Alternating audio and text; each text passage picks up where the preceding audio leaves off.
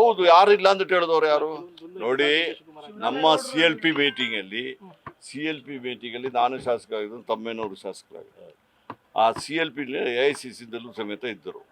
ಅವರು 2 ವರ್ಷಕ್ಕೆ ಅಂತ ಬಿಟ್ಟು ಲೀಡರ್ ಎಲೆಕ್ಟ್ ಮಾಡಿದೀವಾ? ಇಲ್ಲ, ಅವ್ರನ್ನ ಲೀಡರ್ನ ಎಲೆಕ್ಟ್ ಮಾಡುವಾಗ ಶಾಸಕಾಂಗ ಪಕ್ಷದ ನಾಯಕರಾಗಿ ಎಲೆಕ್ಟ್ ಮಾಡಿದ್ವಿ.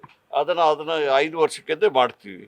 ಅದರ ಮಧ್ಯದಲ್ಲಿ ನಮ್ಮ ಹೈಕಮಾಂಡ್ ಇದೆ, ನಮ್ಮ ಶಾಸಕಾಂಗ ಪಕ್ಷದ ನಾಯಕರಿದ್ದಾರೆ. ಹಲವಾರು ಬಾರಿಯಲ್ಲಿ ಆ ಥರ ನಾವು ಅದನ್ನು ಒಪ್ಕೊಂಡ ಮೇಲೆ ಅವರು ನಿರ್ಧಾರ ತಗೊಳ್ತಾರೆ. ನಾವೇ ಯಾಕೆ ಅದನ್ನು ಇದು ಮಾಡೋ? CM-ನ ಕೇಳಿದ್ರೆ ಇಲ್ಲ ನಾನು 2 ವರ್ಷದಲ್ಲಿ ಬಿಡ್ತೀನಿ ಹೇಳಲಿಕ್ಕೆ ಆಗ್ತದೆ. ಅವರು ಶಿವರಾಮೇಗೌಡರು XMP-ಗೆ ಯಾರು AICC ಅಧ್ಯಕ್ಷರಾ, ಅಥವಾ AICC ಪ್ರಧಾನ ಕಾರ್ಯದರ್ಶಿಗಳ, ಅಥವಾ ನಮ್ಮ ಇನ್ಚಾರ್ಜ್ ಜನರಲ್ ಸೆಕ್ರೆಟರಿನಾ?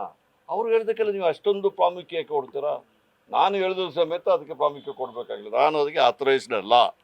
ಅದೆಲ್ಲ AICC ಹೈಕಮಾಂಡ್ ಇದ್ದಾರೆ, ಅವ್ರು ತೀರ್ಮಾನ. ನಾನು ಹೇಳ್ತಾ ಇದ್ದಲ್ಲ, ನಾವು ಎಲೆಕ್ಟ್ ಮಾಡಿದ್ದು, ನಾವು ಎಲ್ಲ ಶಾಸಕರು ತಾವು ಎಲೆಕ್ಟ್ ಮಾಡಿದ್ದು ಬಿಟ್ರೆ 2 ವರ್ಷ 3 ವರ್ಷ ಗಡುವು ಹಾಕಲಿಲ್ಲ. ಎಲ್ಲ CLP ಲೀಡರ್ಗಳನ್ನ ಎಲೆಕ್ಟ್ ಮಾಡುವಾಗ ಆ ಪೂರ್ತಿ ಅವಧಿಗೆ ಮಾಡೋದು.